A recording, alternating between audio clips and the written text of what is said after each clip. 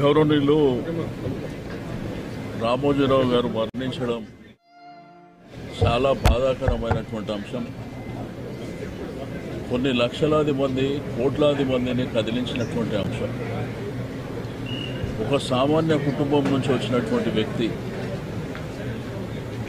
ఈరోజు ఒక పెద్ద సామ్రాజ్యాన్ని సృష్టించడమే కాకుండా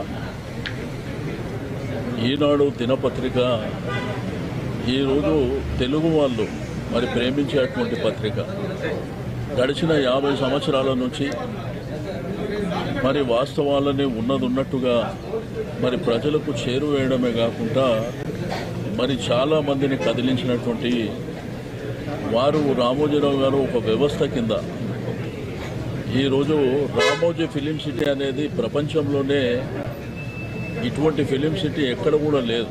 ప్రపంచంలో చాలా ప్రాంతాలు మేము పర్యటించినప్పటికీ మరి వారి యొక్క కృషి పట్టుదల కమిట్మెంట్తో ఇంత బ్రహ్మాండమైనటువంటి ఫిలిం సిటీ సాధించడమే కాకుండా కొన్ని లక్షలాది మందికి ఉపాధి కల్పించినటువంటి వ్యక్తి.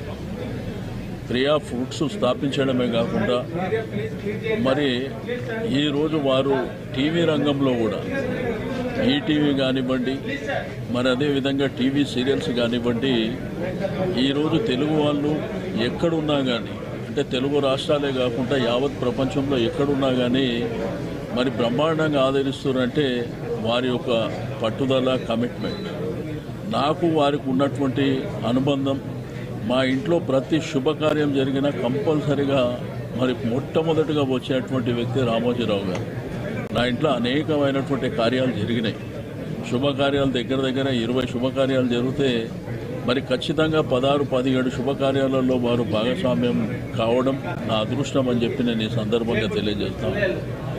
బట్ ఈరోజు సమాజంలో జననం మరణం అనేది సర్వసాధారణమైనప్పటికీ కొంతమంది వ్యక్తులు చరిత్రలో మిగిలిపోతారు. అందులో రామోజీరావు గారు మొదటి వారిగా మిగులుతారని చెప్పి నేను ఈ సందర్భంగా తెలియజేస్తా ఉన్నాను. ఆ కుటుంబానికి భగవంతుడు ధైర్యాన్ని ఇవ్వాలి. తప్పకుండా వారు ఏ ఆశయాలతోని ఈ వ్యవస్థల్ని స్థాపించిండో తప్పకుండా దాన్ని ముందుకు తీసుకువెళ్ళవలసినటువంటి అవసరం ఆవశ్యకత మరి ఉన్నది. ఈరోజు లక్షలాది మంది వారు స్థాపించినటువంటి అనేకమైనటువంటి ఈరోజు ఈనాడు కానివ్వండి, మరి టీవీ రంగం ఈటీవీ, మరి అదేవిధంగా టీవీ సీరియల్స్ కానివ్వండి, దాంతోపాటు ప్రియా పచ్చళ్ళు కానివ్వండి, డాల్ఫిన్ కానివ్వండి, ఈ విధంగా కొన్ని లక్షలాది మందికి ఉపాధి కల్పించినటువంటి మరి గొప్ప వ్యక్తి. అందుకే వారు ఒక వ్యవస్థ అని చెప్పడం జరిగింది. కాబట్టి ఆ భగవంతుడు వారికి ఆత్మశాంతి చేకూర్చాలి, ఆ కుటుంబానికి ధైర్యాన్ని ఇవ్వాలని చెప్పి నేను కోరుతాను.